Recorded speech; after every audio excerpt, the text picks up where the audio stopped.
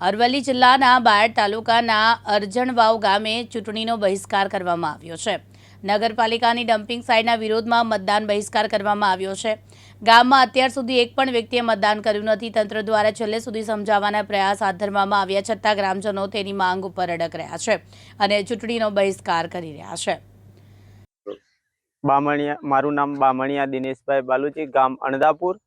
આજે લોકસભા ચૂંટણીનું ઇલેક્શન છે, તો અમે અમારા ગામમાં પ્રાથમિક સુવિધાનો કોઈ પણ લાભ મળેલ નથી।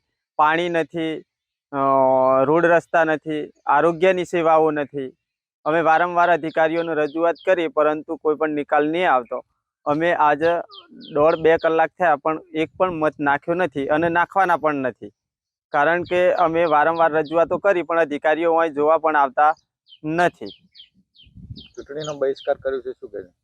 ચૂંટણી બહિષ્કાર અમે ગ્રામજનોએ નક્કી કર્યું છે કે એક પણ આપણે મત નાખવાનો નથી, કારણ કે અમને પ્રાથમિક સુવિધાઓ મળતી જ નથી, તો આપણે મત આપવાનો નથી એમ।